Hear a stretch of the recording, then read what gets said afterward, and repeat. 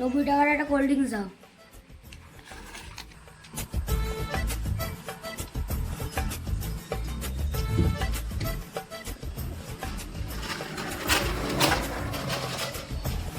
এনাও তোমার cold drinks 90 টাকা আর 10 টাকা।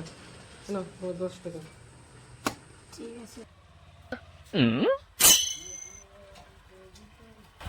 20 টাকার একটা বিস্কুট দাও।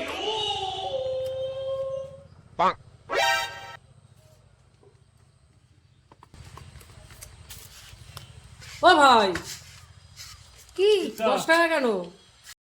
এটার দাম কত? 90 টাকা। এটার দাম কত? 20 টাকা। তাহলে দুটো মিলিয়ে কত হয়? 110 টাকা।